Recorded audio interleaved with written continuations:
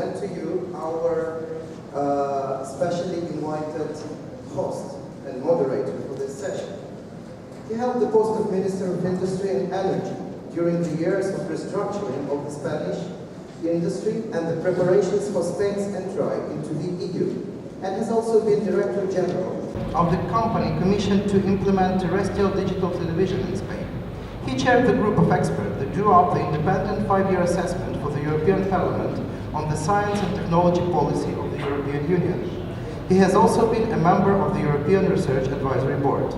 Ladies and gentlemen, I present to you member of the Royal Academy of Science of Barcelona, Dr. Joan Majó.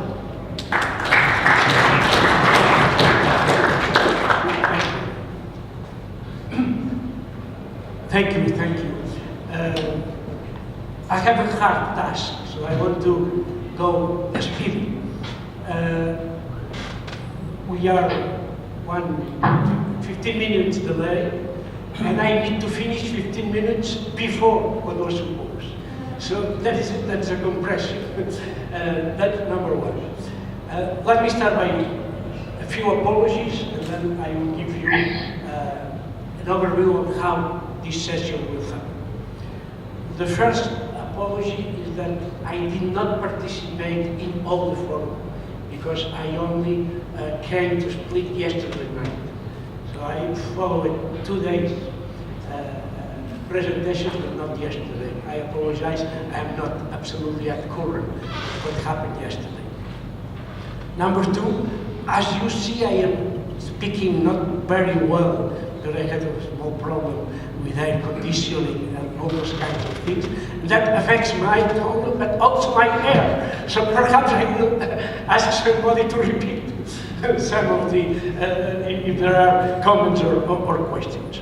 And number three, I already told you that I need to speed the agenda in order to have some compressed session because the agenda of most of the participants in the forum needs to be speed up. The goal of this session is, as it was yesterday, to comment and to try to finish on the text of the declaration of the forum. I know yesterday you started already with some questions, and today there are 3 questions that should be also addressed. This is going to be made in the following way. We have in this session what I call the panelists, just because I'm here in the panel, as the panel, and those are Tony Graham, Mark Brown, John Ryan Collins, Nick O'Garty, and Sergio Biatti. I'm not going to present each one because most of them have already made the presentation that can be presented at all of you. So, and we have also a first row of 5 other people that I call, let me say, preferred listeners. So you are 5 persons that are going to react the first to the speeches of the people in the table before opening the general discussion. So this will be some kind of intervention, 5 from the table, 5 from the first row, always focused on the goal of the session. Let me start just by a remark by myself. And that's to tell you my personal view of what should be the declaration. Number one, I think that we should use the opportunity of the crisis to increase the awareness of the instability of the financial system that everybody understands, but to increase the awareness of the fact that one of the reasons for that instability is a bad design of the currency and the monetary system. And this does not everybody have clear. So I think that that's important that our manifesto, our declaration insists on this. Second point, I think that it's important also that we argue about the importance of establishing a relationship among money and energy. And that's the main concern of this problem. And I will add, perhaps not a unique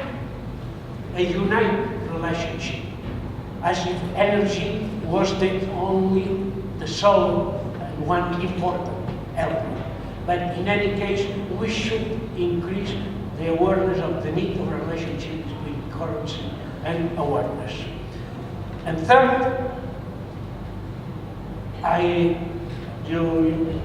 have got a short presentation. I have been a politician, both in Catalonia, both in Spain, and also in Brussels.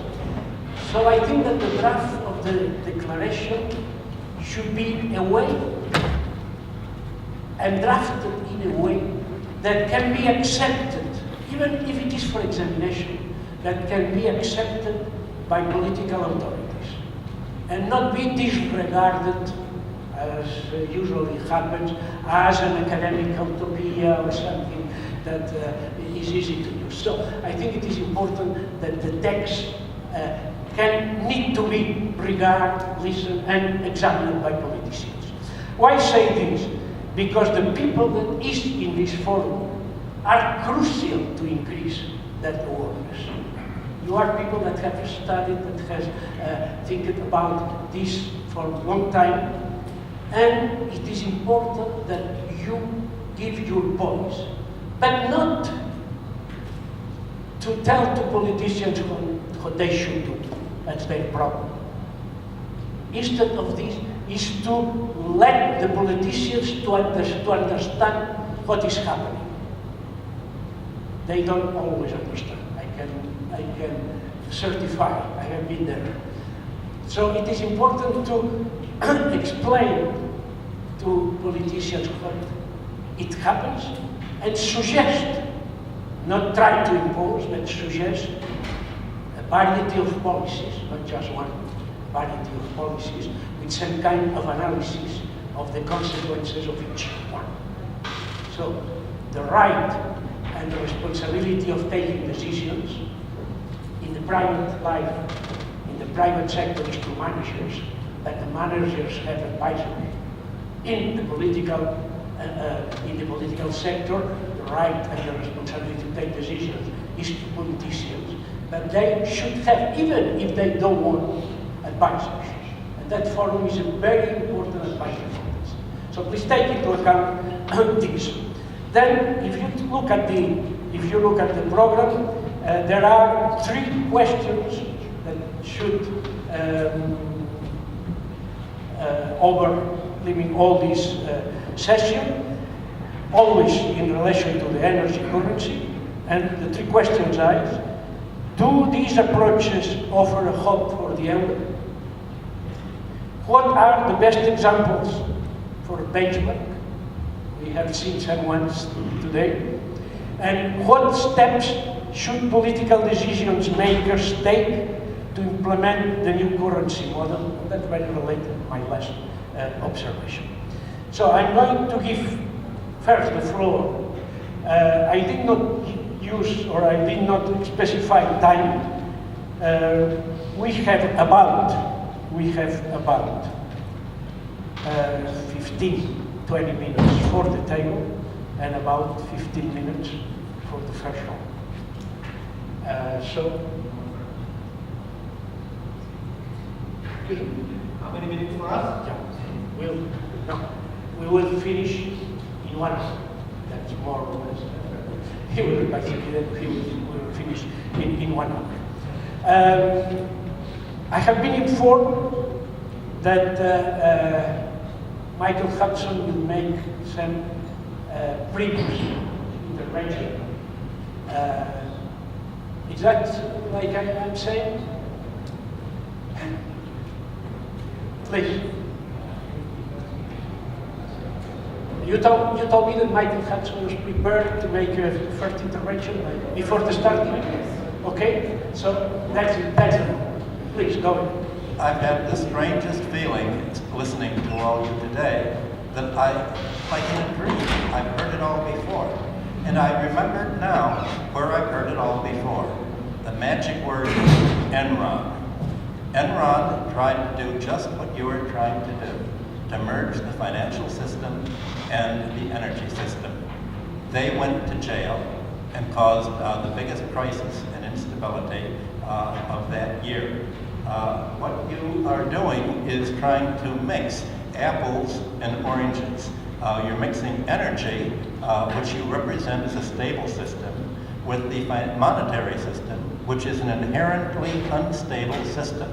And the result of trying to put in practice, what you're suggesting, which is well motivated, is to destabilize the energy market by imposing the unstable financial system that we've all been discussing the causes of earlier. What you're doing, in effect, is to create a hedge fund for energy. So I want to very briefly say there are two problems with what you're doing. The first is energy prices. What is the price of energy? Is it the wholesale price? Is it the retail price? Is it the average US price? Or, unfortunately, where I live in New York City, the highest priced electricity in New York? Iceland was mentioned earlier. Iceland has the lowest priced energy in the world, but it's the highest cost energy. And that's because Icelandic government officials were bribed to sell their energy to two aluminum companies, Alcoa and Alcan. The chart before was a simply awful chart about energy consumption, putting Iceland at the top. This is nonsense. The Icelanders don't consume much energy. They consume less than anyone else. They produce a lot of energy, and they produce it at a low cost to Enron and to the two aluminum companies. And what the aluminum companies did was set off an offshore bank to lend so much money to the Icelandic affiliates that all of the profit they make is expensed in the form of interest charges, management fees, and fictitious costs that economists used to call watered costs. So the whole idea is a fictitious cost that's gained. The most notorious gaming, of course, is that of Enron. So in practice, the only way you could achieve a reasonable universal price of energy is for the energy industry throughout the world to be nationalized. This is not going to happen because the oil industry and the energy industry is the most powerful and most corrupt industry in the world. I speak this, I used to be a lobbyist for the oil industry and I worked for Continental Oil for many years. But there's a much broader conceptual problem that many of us have been discussing, and that is that energy system of money is basically a commodity theory of money, much like gold. How can you ever convert money, which really is the financial system, into energy? There's basically a barter theory of money underlying this. And in the case of gold, for instance, there are 5 times as many brokerage house claims on gold as have ever been mined in the entire world. If you would have the financial system growing exponentially at compound interest as we've described, there will be many more claims on energy than actually exist. I don't know how you figure you would actually take payment, but the effect to take payment would be to make energy a vehicle for gambling and hedge fund speculation, just as has occurred in the gold industry, and you would have as unstable an energy price system as the gold system has had. So by redeemable claim in energy, you would destabilize the energy market, just as the financial system has destabilized gold. So my point that I tried to make earlier, money is not finance. Money is debt. Finance is debt. And you're trying to solve the financial problem by pasting on a completely different system, an energy system. Of course the energy system has to be reformed. Of course we're all in favor of ecology, but all you're doing is creating a giant hedge fund vehicle. Michael, you didn't understand the proposal. You misunderstood the proposal. And It's not correct. that's why they have me first, so they can clear it up. Okay, thank you very much, Michael. Now I ask all the panelists to react to this and to react to the questions, and let's start on my right. So, Mark. Probably my failing in my discussion. I did not. We have around 5 minutes. Okay. Little less. Excuse me. I forgot before, you see it, but I forgot that also Jeff Eisen is following that session via telematics. That you already see, but I did not say how are you. So it's my failing, I think, that I did explicitly mention a couple of things. One is, I'm opposed to energy certificates of any kind.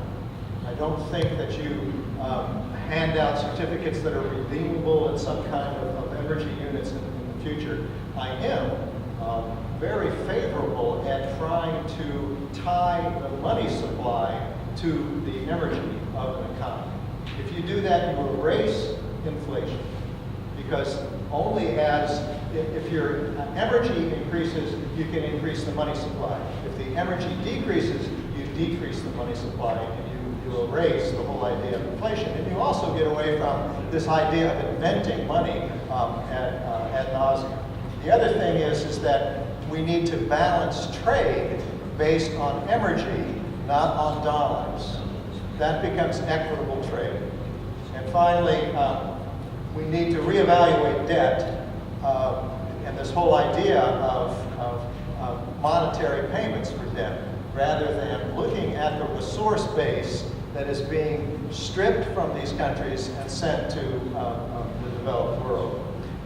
As I travel around the world and do lectures like this around the world, the first thing that most of the people in the developed countries say, so what's your advice? What should we do? And I say, keep your resources at home. Have Alcoa come and build a plant in your country and employ your people. As soon as you export those resources and then import aluminum cans, you lose. So you must keep your resources at home. Thank you, Mark. I go to the other side. Sergio Gladden. Thank you. Well, I will have very little to add to what Mark Brown already said. I would say that each nation has an energy basis that is the sum of all the resources, renewable and non-renewable, that are available to that country after a fair trade has been implemented. And we should ask governments to adjust their policies to the energy that is available, not to dream about impossible growth. Let me clarify with a small example. I have been involved as a consultant in a movement in the northern Italy against the construction of a high-speed train in a valley close to the Torino city, the Val di Susa. The government is investing an unbelievable amount of money that grows every year to build 250 kilometers of high-speed train, when the same amount of money and the same amount of energy resources, steel and concrete and machinery and labor, could be used to improve the entire network of railway in Italy of transportation, with an unbelievable improvement of the quality of life in the entire country. So what we have to ask now is awareness of the real costs that are not money costs. The real costs are energy and resource costs, and act accordingly in order to maximize the well-being of the entire population. Okay. Thank you very much. I go over to Tony Greenham. I understand, I sort of understand where you're coming from, Michael. I don't think that anybody's made a proposal along the lines that you've interpreted. I mean, certainly, kind of the point is, I mean, Enron was a perfect case actually of how the current money system allows the creation of virtual wealth. I mean, there are multiple claims on the same set of resources. I guess the whole approach of this energy money idea is to try to prevent that happening. And I'd say that, for me, there are two attractive parts of this whole taxonomy that we presented. I'm quite attracted to energy accounting schemes such as the Emergy one that we've heard, as a means of revealing much more, revealing the true nature of costs and prices and value that underlie the economy in a way that they're completely hidden really by the current accounting system based on dollars or whatever.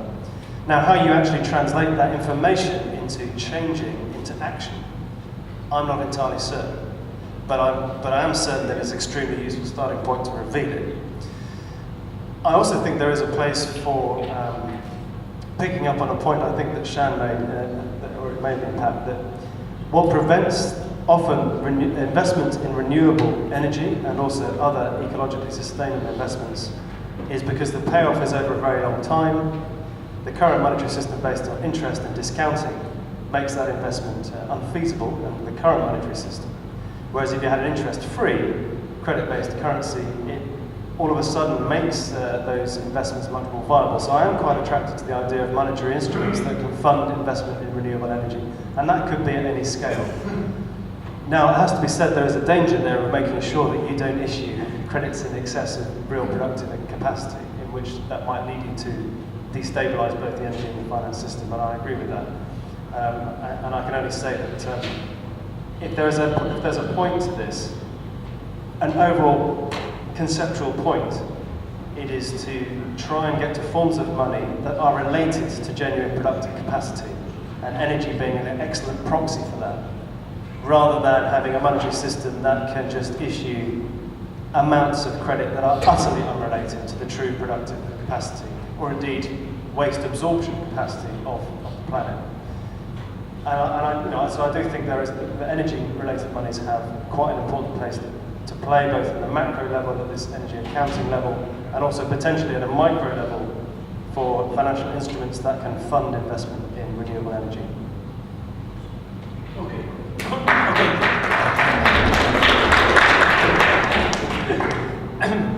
Thank you, Tony. So now the time for John Ryan comment. Would you like me to look at the questions? Yeah. I mean, Tony's actually summarised pretty much what I was going to say in response to Michael. You can be choice. Yeah. I think just with regard to how we engage with political decision makers, it's a really challenging thing. And what I was trying to say at the end of my presentation was that we should engage with decision makers at a more local or regional level, because I think at a more national level or international level, this is a sort of pure power, problem we've got. There is an elite, financial and political elite that currently is very hard to engage with, and perhaps we need a different kind of political strategy.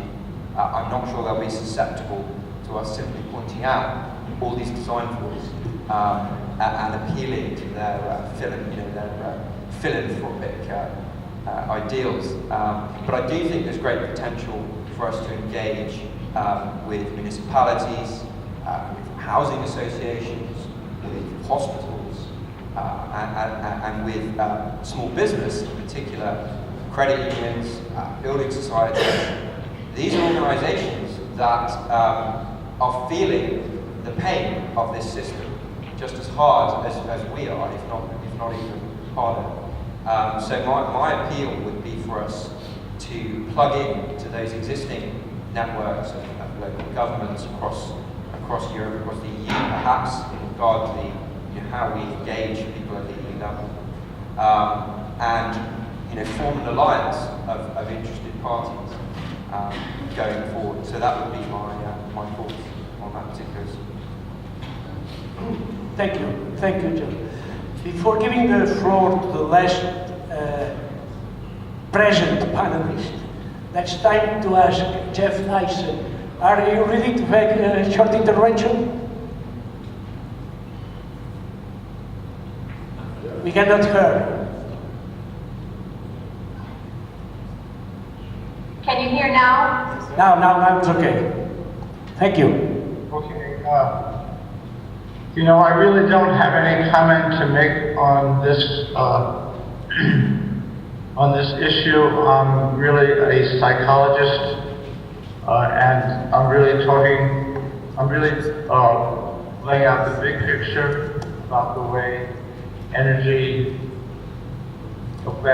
way renewable energy affects, and the definition of profit affects both consciousness and the way consciousness affects, corporate consciousness affects the ecosphere. And I leave it to you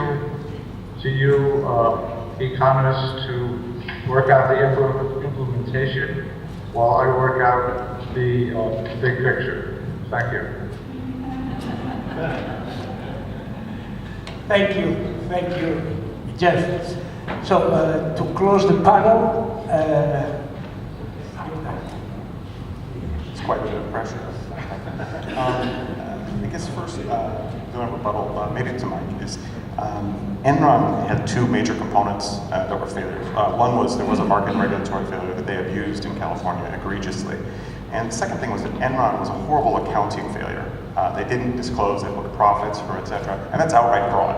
And any institution can commit fraud. And so you need transparency in all of these monetary systems or central banks so that you know what the underlying assets are. So we'll just leave that there. The counterpoint is Enron is thankfully the exception to the rule. There are electricity generating utilities providing 99.99% uptime around the world that don't have these types of issues. So luckily we do have a robust delivery infrastructure for electricity. I'm not qualified to debate the geopolitical issues of oil. I'm an electricity guy, so we'll stick with that. In terms of the requests for the three questions, I'll only address one at this point. I think it's the most important one. It's almost guaranteed here that given the wide array of proposals put forward, some of them are going to be wrong. If we are lucky, one of them or more may be right. And so my suggestion for a regulatory or a political request, if you will, would be to ask central banks or other regulatory organizations to allow for experimentation. There is no way that we would want to foist one of our ideas in whole tomorrow on a nation state. Imposing that much risk and uncertainty on our little thought experiments is extremely dangerous. So the path forward is to experiment in a small way, or at least have the ability to experiment in a small way in many small regions or areas to discover what may be effective and what may be most useful for people. And experimentation means some of the things are going to fail. Hopefully, we'll find something interesting that succeeds. Thank you.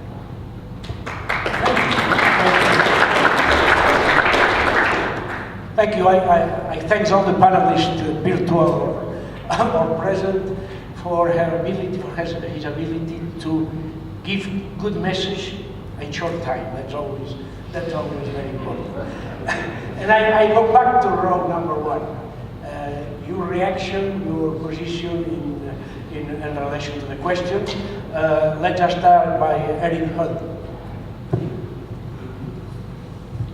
Thank you very much. Let me say first that I'm highly impressed by the different contributions yesterday and today, and especially by those who have been elaborated more concretely, like in this afternoon, and also some of the contributions yesterday. If I refer to these three questions for this afternoon, I would say energy currency can offer really much for the euro and also for the global currency system, but it is still a long way. I think the first question is to reform the existing economic and financial system as far as possible. We have to have a double strategy, to have alternative currency concepts implemented as far as possible, but at the same time we have also to reform the financial system which exists. Otherwise, every new invention is endangered by the existing interests vested in the financial system.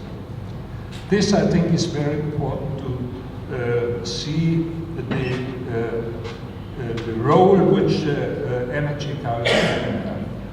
What concerns the second question, which examples could be promising in the short and the longer run, I'm not so much impressed by the experience like working at a concept like this.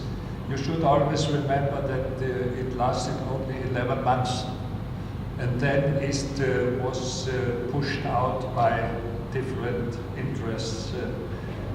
What seems to be more promising is what Mark Brown presented this afternoon. This energy footprint, finally, which is, by the way, also in accordance with the international trade theory, that you have always an unequal exchange between the industrial and the developing countries. This is known since many decades and confirmed by your concept. The second concept, which was impressive for me, was yesterday of Mr. Arnsberger, because he connected the product-specific definition of what energy is in the different products and the quantity of money. The quantity of money is one device to steer at a macroeconomic level what happens at the macroeconomic level to a certain extent. It's not elaborated yet. Certainly there is not a lot of work to be done, but I see some conversions, and this concerns the third question. If politicians, and here I mean especially the European Union, the Commission and the Council in Brussels, if they admit and promote regional experiences newly developed and integrate them maybe also partly in the new research program, which is going from 2014 to 2020, a period which is really relevant for this concept here. This might be a very important contribution from the side of the European Union, and if national states can join this, this would be really a push toward the convergence of the monetary system and the energy system in the term, let us say, hopefully at the midterm. Thank you. Thank you, Eric. So you give the floor to Raúl Whoever at your side. If a new system is introduced, I think it should respond to at least to two criteria. Can speculation be eliminated or not? That is a prerequisite to be answered before it is introduced. The second is, and there are more than that, but the second is that the excessive spending which has been shown by governments, local governments, municipalities, etc., banks and industry. I have some numbers here, that I recently published, just two of them. Apparently, this is by Canadian David Chapman, that has been published. But it is quite recent. That today, you okay, the total debt is 950% of GDP. The second country is Japan with 600, and the euro 475, etc., etc., etc. So I think before introducing any new, that it should be clarified to what the debt and the effect to the debt. Or is it so that anyway, the debt is so huge in the meantime that it is to be counted? Third, as to the energy. So I feel somewhat uneasy that turbodynamic approaches are missing. And so to one of the speakers of this afternoon, so it is, I didn't recognize it, but maybe it's in, but I didn't recognize it. So I would absolutely recommend to those involved in proposals that turbodynamicians of high level are in the group to design. Then it is not enough to say that when solar energy is then only 1/10, there are laws of thermodynamics, there are ways of calculating it precisely. Yet I refer to one publication, to several publications by the IPCC. So verbal explanations have no value to me. And I think if this is not used, it will be difficult to convince politicians to go to a change. Now, finally, as the referred to renewable energies, with which I do absolutely agree, it's the only point in which, let's say, the environment is included in the new monetary system, currency system, that for renewable energy. So I showed with the very first speech that Germany is by 2050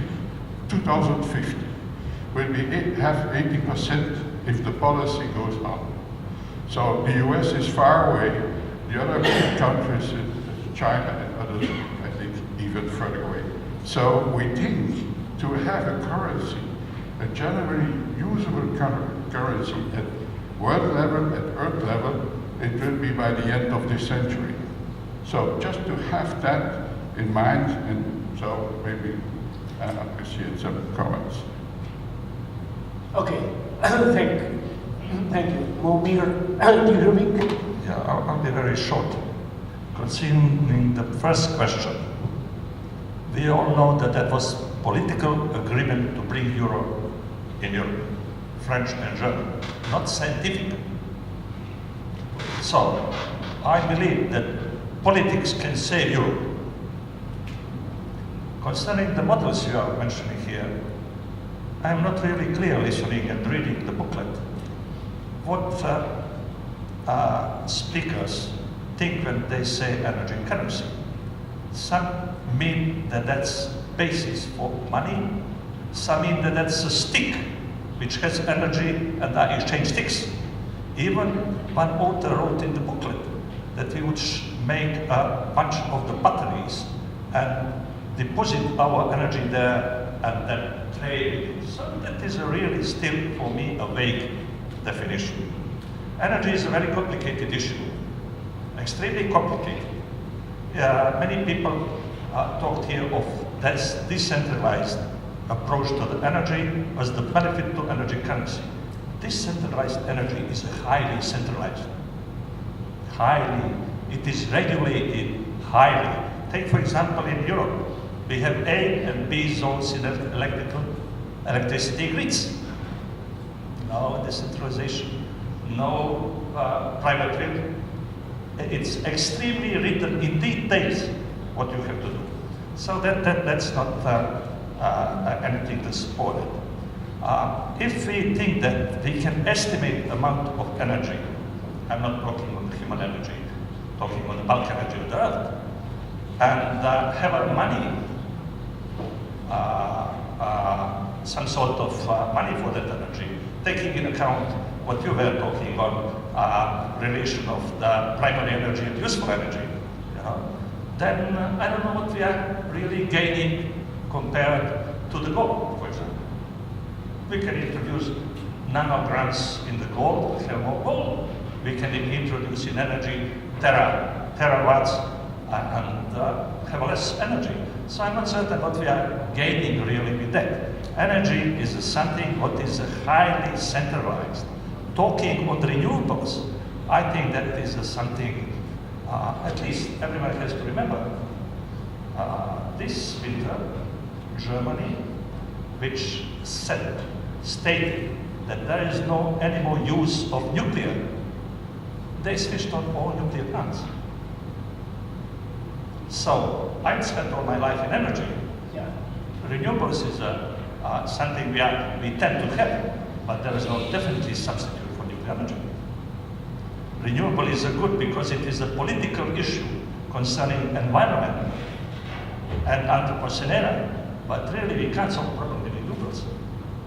And that's as far as the energy is concerned. As far as the question what politicians should do, I've been in my life related to politicians, and I'm not certain what they are doing. I will just say a short anecdote on the scientist examining how long a frog can jump.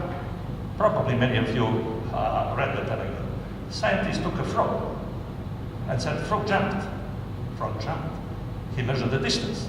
Then he cut one leg and put again frog and said, frog, jump. Frog jumped shorter. He measured, and then the story goes on. He cut second leg, third leg, and he cut all four legs and put the frog on the table and said, frog jump, frog jump. Frog didn't jump. Conclusion was, frog was dead.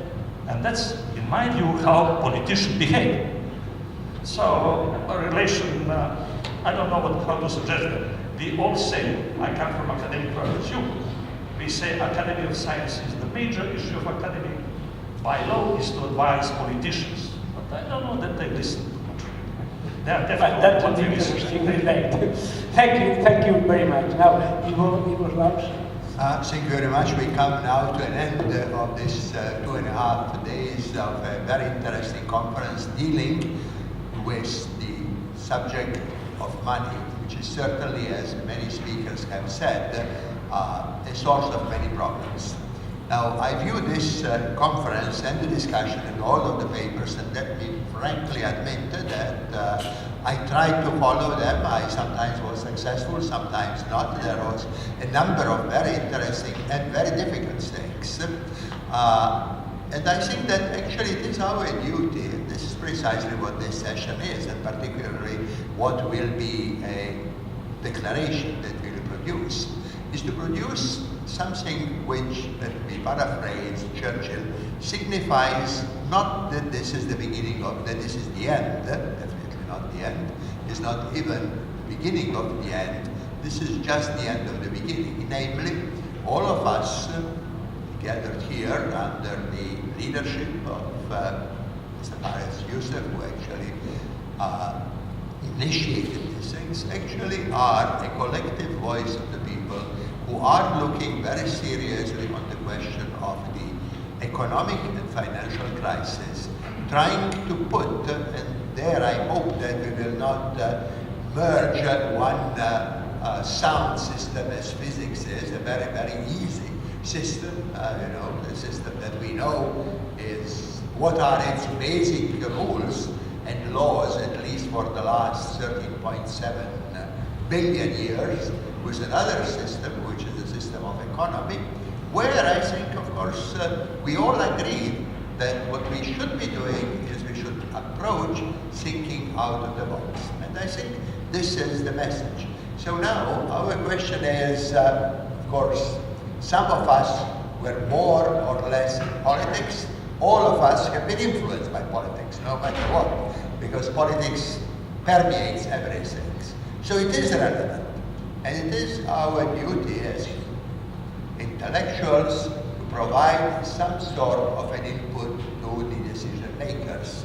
And I think we should try to make it a short, cohesive, rather humble, and say, we are not offering a solution, we are offering the beginning of the process. And in that respect, I think this meeting has been, thanks to all of you, a very successful meeting. Thank you. Thank you very much.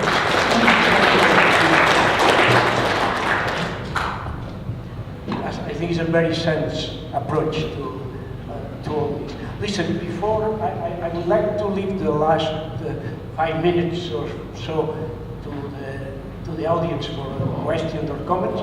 So I would ask first all of you if you want to have some reaction in 1 minute.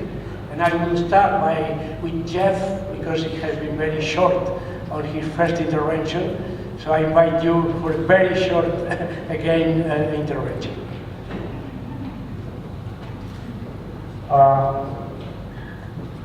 Well, I think thinking out of the box is the key, and you know, I guess I'm probably the only person who really is thinking out of the box here.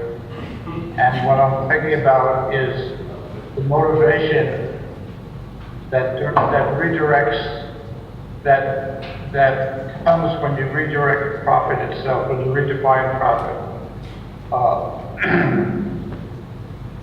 And I think that if you redefine profit from contribution, from consumption to contribution, and make that economically feasible, make that pay, that the whole system will turn around. As I said, I don't know exactly how to do that. I think it's gradual. I think it starts with energy-backed currency, but then it goes to renewable. When that is taken, when that comes about, then you can segue to renewable energy. Then you can segue to a standardized measurement of energy, and gradually redefine profit from consumption to contribution. That is really the message of my interrupted paper, and that's what shifted consciousness on the corporate level and on the consumption level, and that's all I have to say about this subject. Thank you. Thank you. Thank you, Jeff.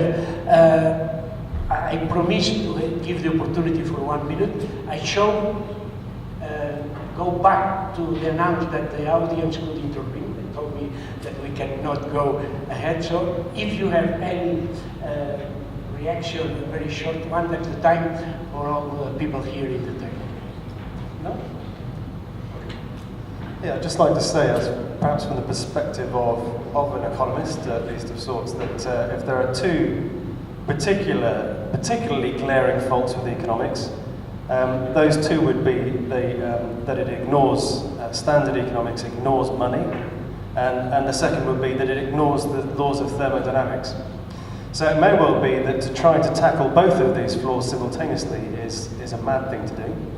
But I'd leave you with what I heard the other day as being two principles for campaigners who are trying to change a pernicious system. And those two principles are: make each other look good, and secondly, if you sense danger, head towards it. So on that basis, I think investigating what appears to be extremely difficult concepts of simultaneously addressing the inability of standard economics to understand the true nature of energy or energy flows, and also trying to address its dysfunctionality in recognizing the way that the money system works and how it is completely unsustainable. The debt is completely unpayable, there's no doubt about that. There will be another financial cataclysm, I have no doubt. And I think that at that point, maybe we'll have more opportunity to introduce more ecologically friendly forms of money, and one which starts with the laws of thermodynamics, I suggest is a pretty good place to start. I think the energy currency proposal is interesting. It's important to recognize that. Hello, there we go. I think the energy proposal, currency proposal is interesting. It is important to, at least from my perspective, acknowledge that from the little project we proposed, I think energy currency can be a potentially stable unit representation of value. To Michael's point, it will not resolve the current debt problem. And excessive speculation or excessive debt taking by various governments or other forms is a whole other issue. And I don't know if you can really design a monetary tool to limit that. So I just want to say, at least from my perspective, trying to solve just one problem, which is stability of value.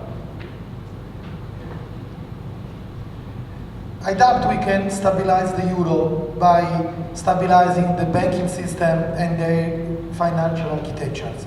Instead, we should ask governments to link the currency to a real assessment of the quality of the resources used for all processes in the society, economic processes. So we need government to start a new accounting system, a new satellite accounting system that takes resources into account and their quality. We don't have this, and we don't have this at national level, nor at the European level, nor at the international level. So we need to link currency to the quality of the resources.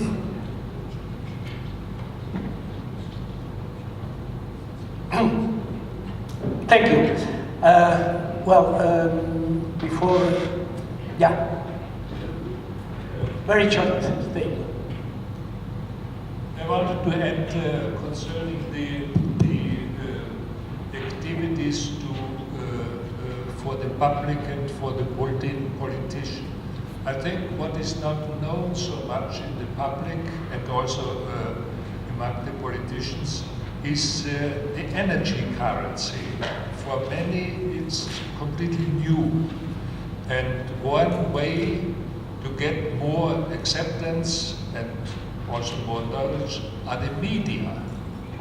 The media play the most important role, much more than the politicians themselves.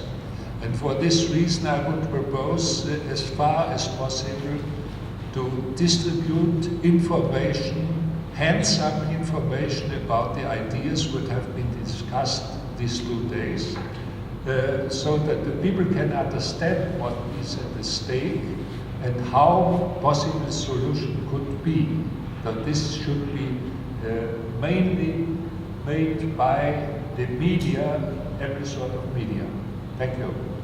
Thank you. Ladies and gentlemen, let me say, Suggest regarding okay. regarding declarations, suggest some changes. In Item 1, I would suggest that it should be written more polite. It says energy is a good basis for defining economy, and so on. I would really write it in different ways, saying might be or something. Not really. The same applies to the second part of it, where it says energy money can perform all, with the big letters, capital, the traditional function of money. I think it should be written more softly. I know that the intention of the organizers is to have that text as the basis and to make a short consultation with people that has expressed opinions here before making the final draft. So that it's not my job, but I know that they are planning to do this for a final draft. So I want to say just that I am very grateful to all of you. We must close the session. We reached what was almost impossible. Yes, that very short session includes a lot of important statements that I think that everybody has noted.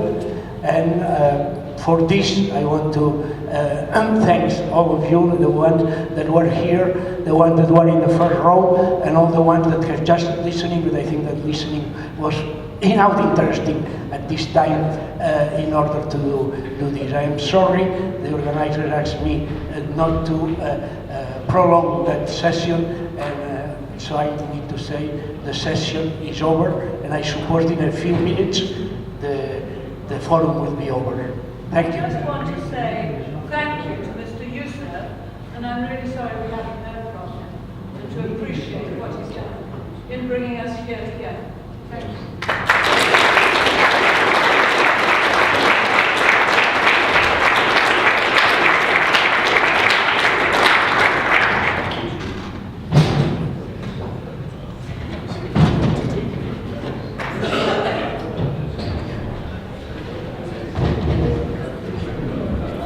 So, may I ask you to stay with us for 10 more minutes for the very short formal closing ceremony. But it has an interesting part, so you will not regret, definitely. Thank you very much. Thank you very much, Dr. Majo. And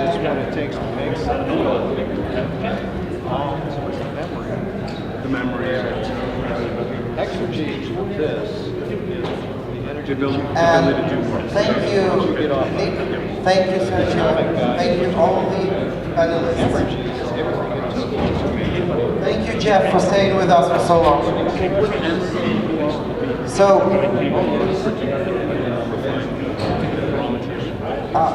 excuse me, just 10 more minutes of your attention. So, all the inputs that we have received during the conference.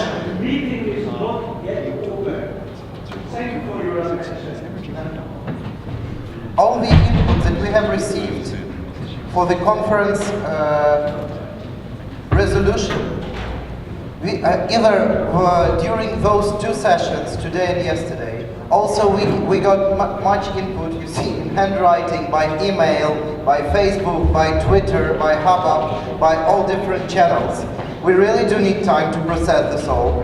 So please allow the steering committee at least 2 weeks to finalize. And before 1st of August, all the delegates will receive the updated draft for final approval, which will then go further.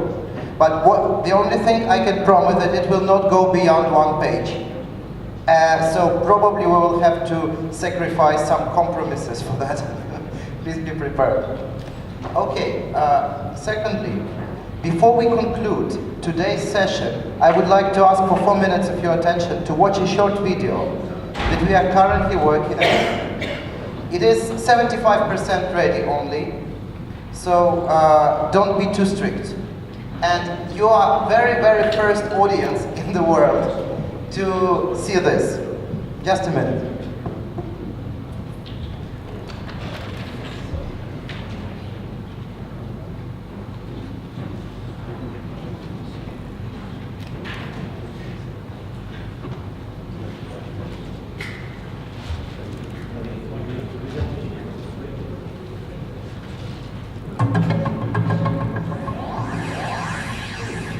We know well that each of these goods has its price. Did you ever think about where this price comes from? Why do you pay exactly this much, no more, no less? The generally accepted explanation is that prices are determined by a temporary balance of supply and demand. However, this is just part of the story. In fact, all numbers on price tags are nothing but a lie. Do you want to learn the truth? Let's take a look at how the prices of goods are attained. First, the producer pays for the resources necessary for production. Then he pays for lease of equipment and all the plant maintenance costs. He also has to pay his employees at the plant and in the office. When the goods are produced, they must be delivered to the warehouses and stores. And finally, the producer pays for shelf space in the store. To make it simpler, I've omitted marketing expenses, direct taxes, interest payments, and various other components that together with the 5 just mentioned constitute the producer's cost. Then he adds a markup. How much he can add depends on the consumer's willingness to pay, which in turn depends on consumers' preferences, incomes, and available variety. This is how we get the prices you see in stores. But what do all these elements of the pricing that we just described consist of? You would say the answer is obvious. They consist of money. A certain number of currency units commonly used as means of payment. But what in turn does this money consist of? The answer is simpler than you might expect. It consists of nothing. Money is an abstract concept, in no way related to the physical world. Once upon a time, somebody just decided that one apple should cost, say, $1. It could have been $3, $10, or $0.2. $1 per apple simply appeared the most convenient to count. But this is not the whole story. After the value of money is set, the government starts printing it. For this, they need just paper and ink. Material is worth much less than the associated value of the currency. In fact, the money is created out of thin air. Then, the government uses this newly created money to pay teachers, doctors, and policemen. The total quantity of money thus becomes different from the total quantity of goods, which could be bought and sold for this money. Eventually, the abstract initial value of currency becomes distorted. Besides that, there's a market where currencies are bought and sold, most often just to make short speculative profit. This market makes the value of money fluctuate unpredictably. So what is behind the formation of prices counted in these abstract values? Nothing, just other prices.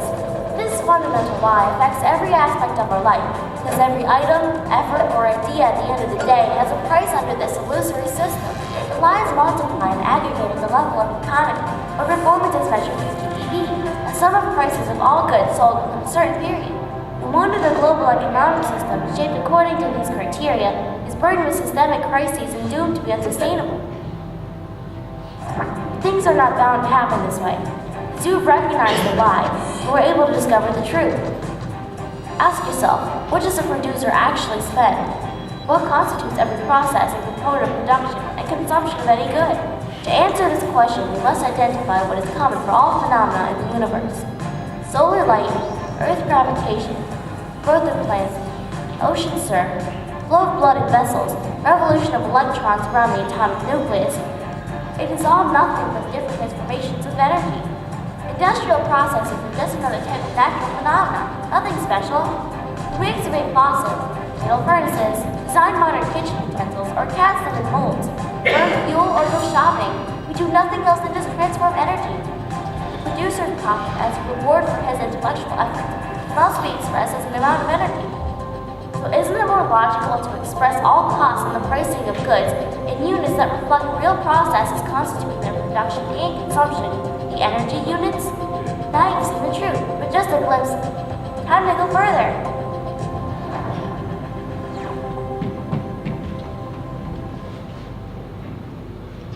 Thank you.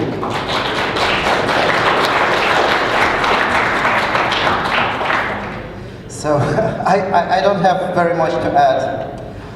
I just believe that during these extremely hot in all senses days in Split, we made a first step on a very long road towards understanding whether there is any link between the two ACs, alternating current and alternative currency. And what is more important, what is the right direction of the evolution of society? On behalf of the Forty Foundation and all the organizing partners, I would like to thank everybody once again for coming, and almost 400 people who watched us online worldwide. And pass the baton of the host to the President of Global Roundtable, Professor Gilbert File.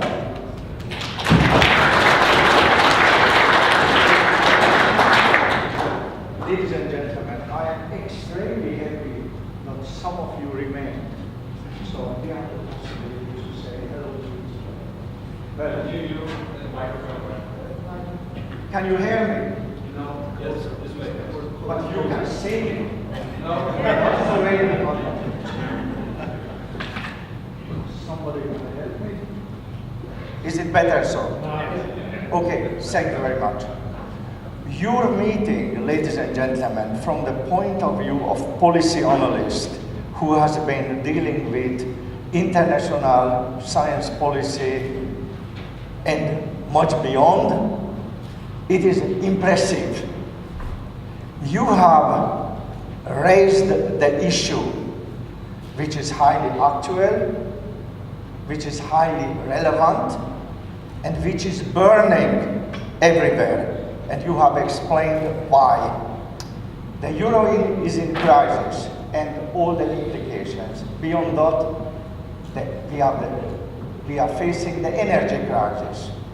So my feeling is that it would be wise and necessary that you continue the dialogue, the initiative along two avenues. And basically, the recommendations of the speakers, discussants already indicated. It is important that the issue will be a subject for academic debate. Academics must maintain. Without academic support, everything will die. The second is, whatever the academician will recommend, the academic world, it has to be translated in the simplistic language, the simplistic world of political leaders who have at the best any politician here? No more, so I can speak. Who have, excuse me, a former politician. So, but you tell me during the dinner if you disagree. I agree with you. At the best, a few years perspective. And this is unstable. And I do not believe that we have to blame the politicians because they have so much to do to resolve the problems of yesterday and today and tomorrow that they cannot pay attention to global long-term vision. Therefore, it is so necessary, as Dr. Maggio indicated, that it must be formulated in a way. And there, Dr. Maggio has more experience than anybody probably in Europe how to do this job. So what I am asking you is pay attention to his advice and give him your confidence. What is important that the momentum will be maintained. I understand that you have already accepted that the next meeting with your support and the support of Split, city of Split, will be held next year. There I have only one recommendation, which is not scientific, but more important than any scientific recommendation. Please leave it earlier. It is too hot. The second is, we have now carefully understand how to follow the advice of Dr. Maggio to move closer to the ears of political leaders. In this respect, I would like to announce that with the understanding of the organizers, we will organize a roundtable in Budapest the 15th and the 16th of November. I have already reserved a beautiful room in the beautiful building of the Parliament, and I expect that we will have sufficient political support. The participation of those roundtables, and one of them will be organized tomorrow, on invitation exclusively. However, if you have some good ideas and you know somebody who is eager, it may be even you, please indicate to the organizers. But you will understand that as any roundtable, there's a limited place, limited possibilities to participate. And also, anybody who would like to read a paper will not be invited, even not allowed to come in, because the roundtable is a true intellectual meeting of intellectual power, of brains, of thinkers. Second, that it usually not used in your academic report references that you participated there, because we like to keep the roundtable in a way that the outcome of the roundtable is suggested for possible consideration by political leaders. And if they find some good ideas, they take it. And we encourage them that it should be their own intellectual property. So under those conditions, ladies and gentlemen, indicate if any of you would like to participate on own expenses. Finally, I would like to thank you to giving me the last word. I don't know where Curie. Hi.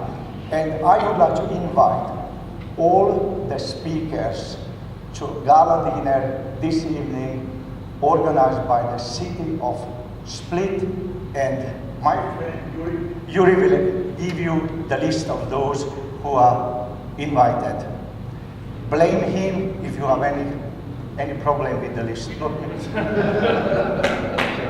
Thank you. So before you all leave, may I ask for one more last applause to the team that worked with me for those 3 days to organize the event here. So please, thank you. Natalia, Maxi, another Maxi. Please stand up where everybody can see you. Thank you. It wasn't easy. Thank you very much. So, at this point, the first International Social Transformation Conference is closed. And we are looking forward to seeing you all next year at the second International Social Transformation Conference. Yuri, please. Yes, of course. The Dean of Faculty of Economics, please. Ladies and gentlemen, just a few words to congratulate you for the success of this conference, and I hope we shall see you again next year. Few people mentioned that it was hot. There are two historic events during the days in Split. One is the conference, and the other is these days are the hottest days in Split in the history. I wish you all best in your, and see you next year, I hope.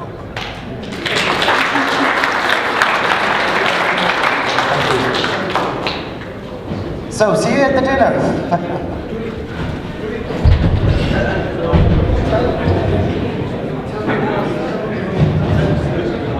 The bus leaves at 6:30. There are two buses from two hotels, one from Le Méridien and one from Radisson. It depends where you stay.